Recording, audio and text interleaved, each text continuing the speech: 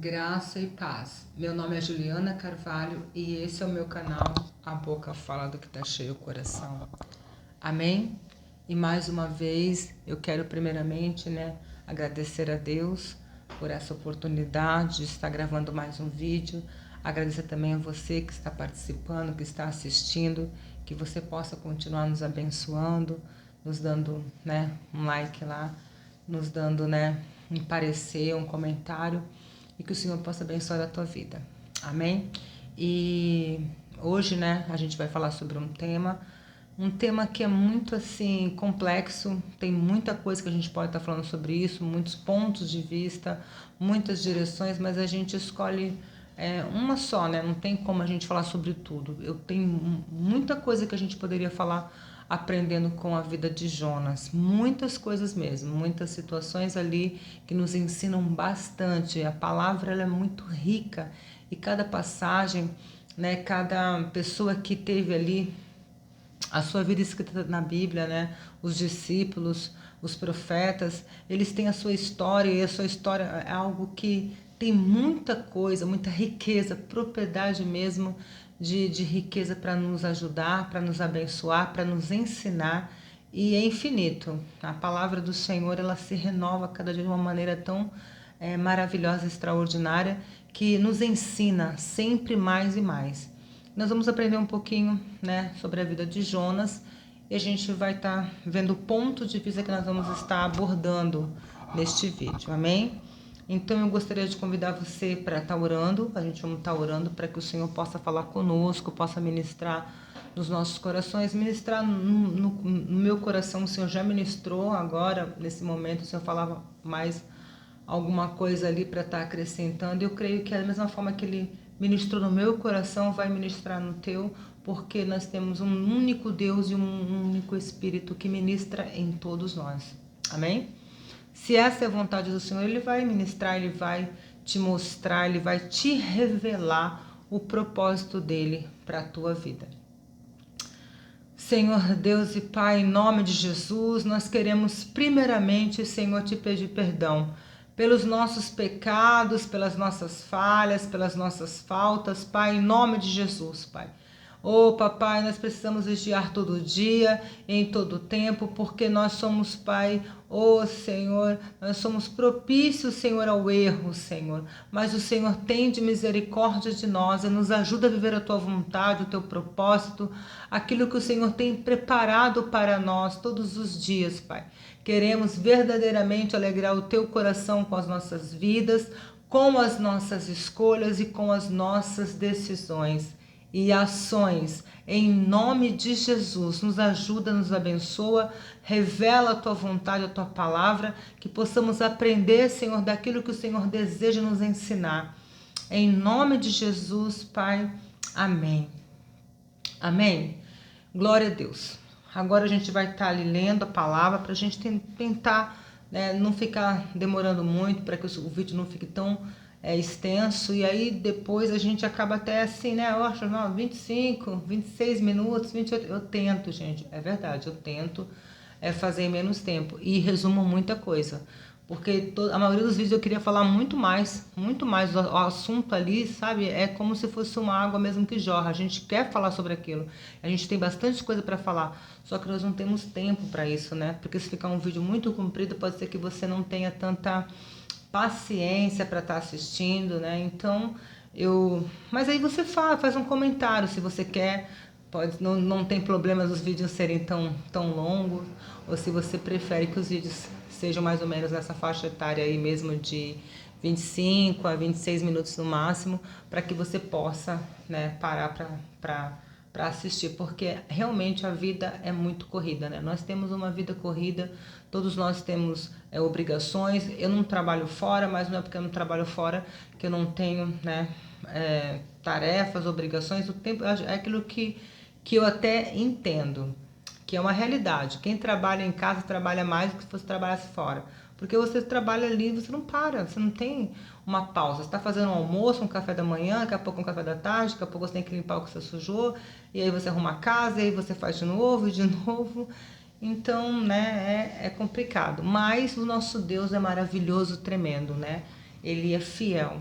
Então eu creio que eu tenho um privilégio de estar na minha casa, né, de estar no meu lar, então eu glorifico a Deus por isso. Amém? Vamos estar então abrindo, né, a palavra do Senhor. Eu creio que você já preparou aí a sua Bíblia, né? Já está com você para a gente estar acompanhando a palavra do Senhor em Jonas. Jonas 1, nós vamos ler do 1 ao 3.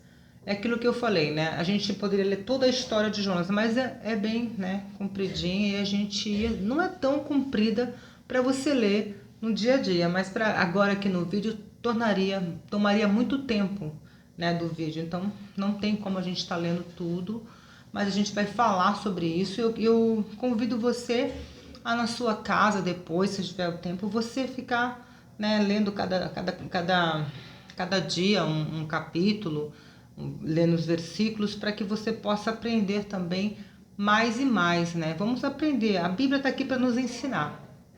Então, se a gente tiver o desejo de aprender, a gente vai aprender. A gente vai tomar para nós, né, como uma prática diária, né, de obediência e de fé ao Senhor, cada vez que a gente colocar em prática aquilo que a gente está ali aprendendo. Amém? Então, vamos lá, tá lendo. Eu peguei a Bíblia do Luciano, que a letra da Bíblia dele é um pouquinho maior, para a gente poder estar lendo com mais facilidade. Então, vamos estar lendo Jonas 1 até o 3. Certo dia, o Senhor Deus disse a Jonas, filho de Amitai: apronte-se e vá à grande cidade de Nínive e grite contra ela, porque a maldade daquela gente chegou aos meus ouvidos. Jonas se aprontou, mas fugiu do Senhor. Indo na direção contrária, ele desceu a Jope e ali encontrou um navio que estava de saída para a Espanha. Pegou a passagem e embarcou a fim de viajar com os marinheiros para a Espanha, para longe do Senhor. Então, né, a gente poderia ir na linha de raciocínios que Jonas, ele fugiu de Deus, ele desobedeceu a Deus, ele se rebeliou contra aquilo que Deus havia, né, dado para que ele viesse a fazer, a missão que o Senhor havia confiado a ele, designado a ele, e ele tomou um outro destino. Porém, o que eu quero falar hoje não vai ser sobre o quanto Jonas foi desobediente, o quanto ele foi rebelde, o quanto ele fugiu do Senhor, porque a gente vai observar, lendo a palavra do Senhor, as etapas que Jonas teve, até que o propósito do Senhor, né, verdadeiramente se concretizasse sobre a vida de Jonas, e não somente sobre Nínive, mas sobre a vida de Jonas também.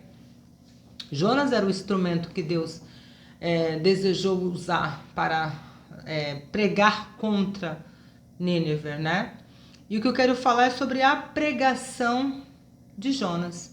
Esse até poderia ter sido o título, né? Mas eu achei melhor falar aprendendo com Jonas, porque tem muita coisa, a gente pode aprender muitas coisas. Aprender que quando nós nos arrependemos de verdade, né, como Jonas se arrependeu quando estava dentro daquele peixe, daquele grande peixe que engoliu ele se arrependeu de verdade, arrependeu de forma genuína ali, ele ficou angustiado de alma e ele se arrependeu. Ele falou assim: se o Senhor me der uma chance, se o Senhor me tirar daqui, eu não só vou fazer o que o Senhor quer, mas eu vou, né, adorar o Senhor, eu vou viver a tua vontade, o teu propósito.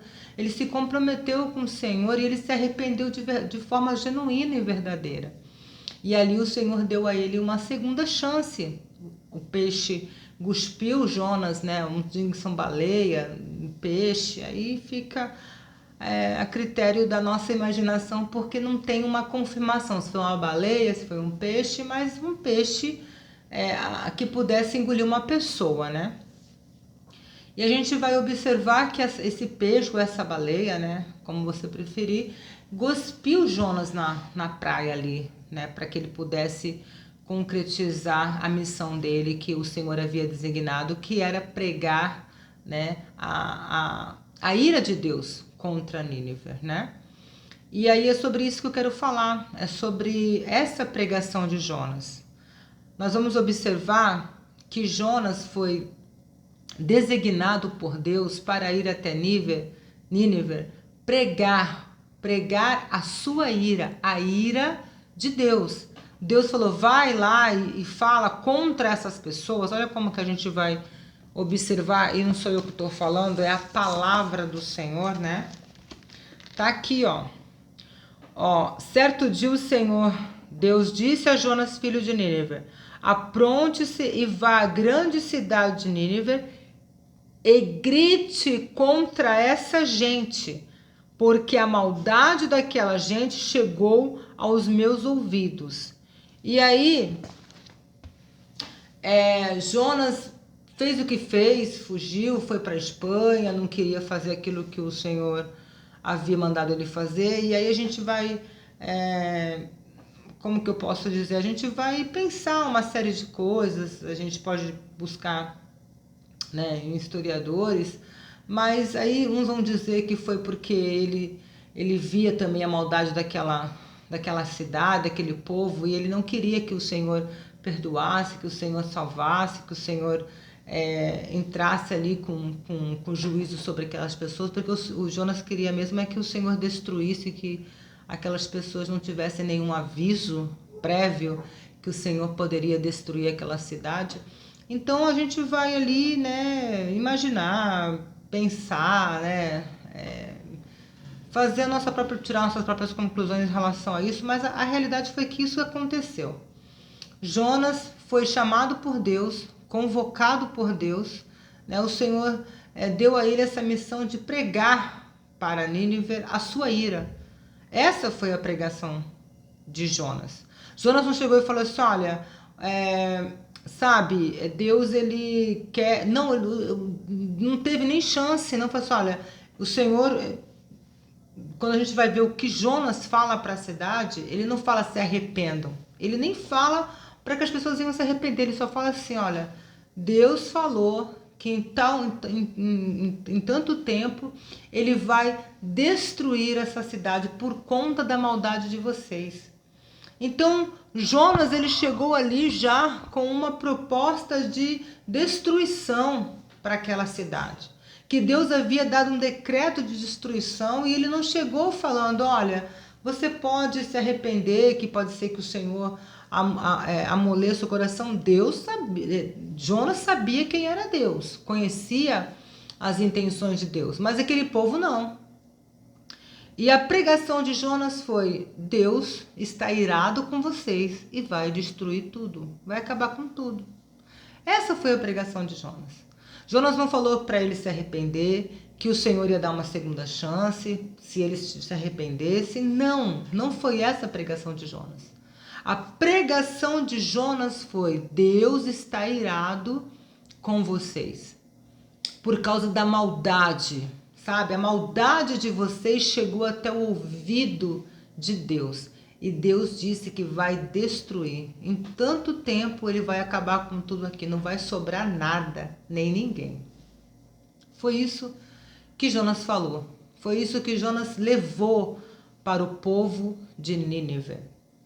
E o povo de Nínive, quando ouviu, né? Não que Deus tinha misericórdia, que Deus ia fazer alguma coisa ali para mudar de ideia. Não, quando viu que Deus estava irado e que Deus estava trazendo juízo sobre eles e que Deus ia destruir tudo e todos por conta da sua maldade, por conta dos seus pecados, por conta daquilo que estava chegando até ele,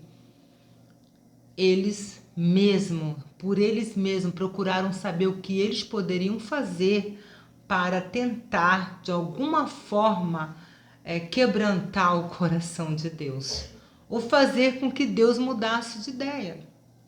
Então, o rei, né, ali de Nínive, ele foi e procurem saber o que nós podemos fazer para evitar essa desgraça, para evitar que a gente venha a ser destruído. Né?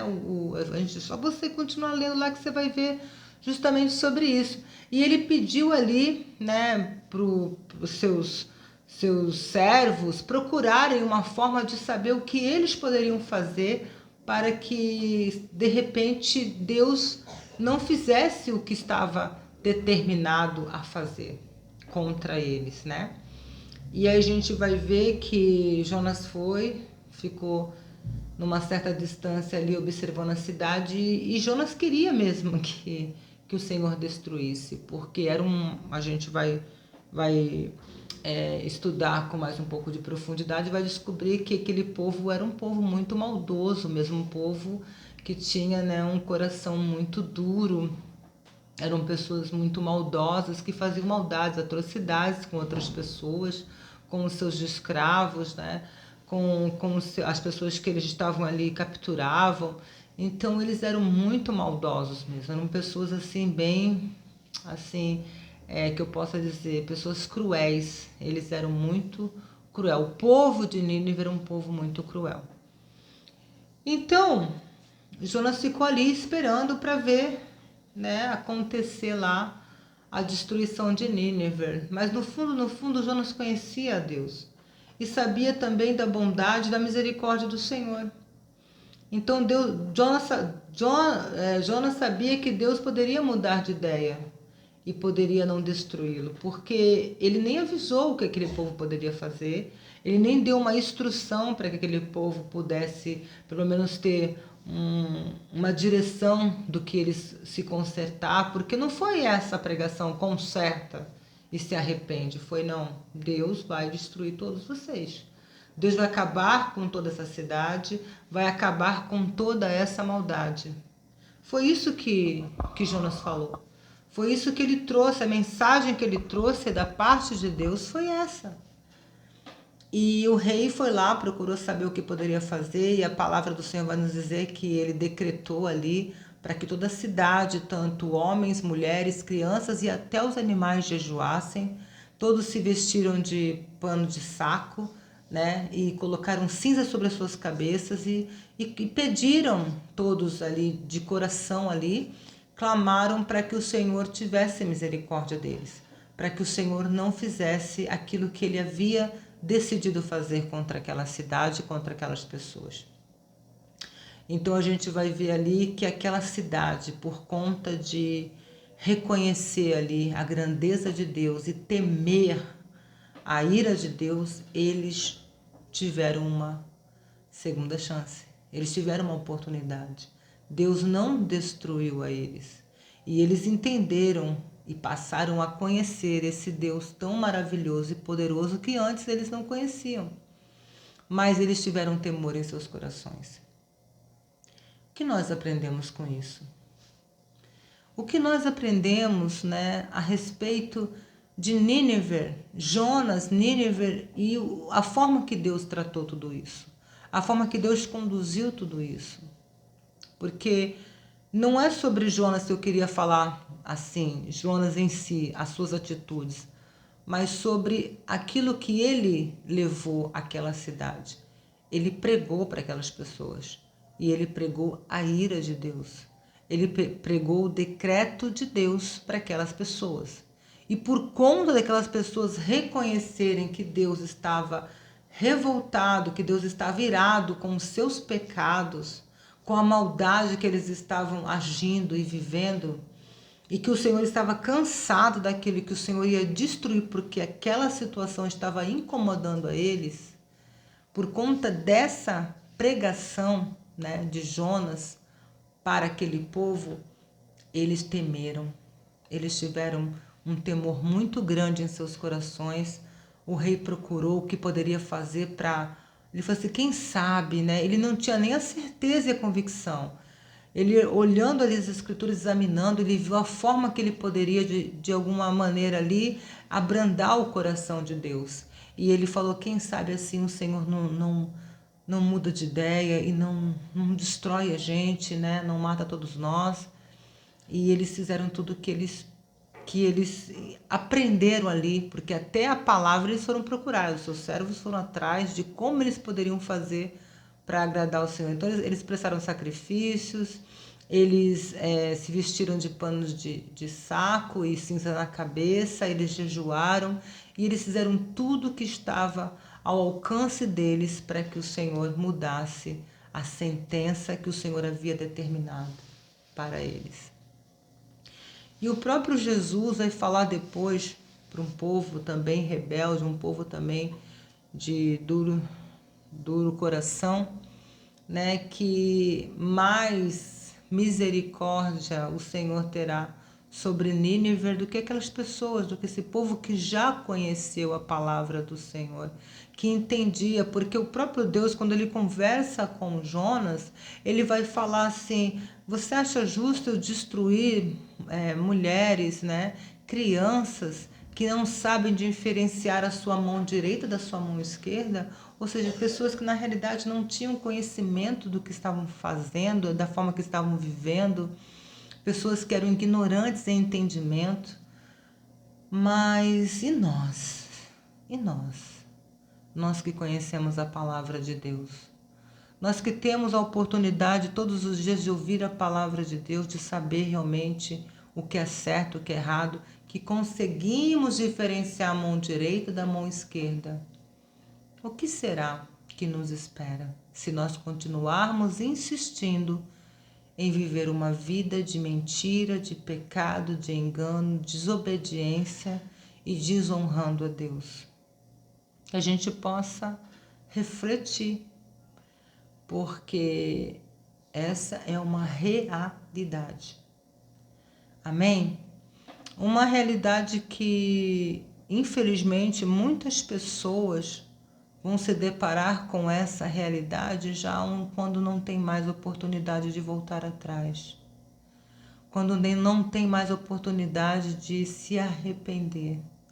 Jonas se arrependeu dentro da barriga de um peixe, né? Nínive se arrependeu conhecendo a palavra de Deus e perante ali o temor da destruição que o Senhor tinha decretado sobre o seu povo, sobre a sua cidade.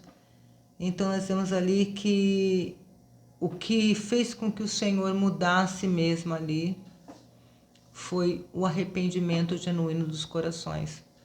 Ainda continua sendo. Então que a gente possa olhar para a nossa vida todos os dias, medir as nossas ações, as nossas atitudes, a forma que nós estamos vivendo e como nós estamos, né, conduzindo o Evangelho do Senhor. Porque muitas vezes a gente acha que a gente tem uma palavra de esperança, uma palavra, né, de vitória, uma palavra de conforto, mas às vezes o Senhor quer que a gente traga ao coração das pessoas o temor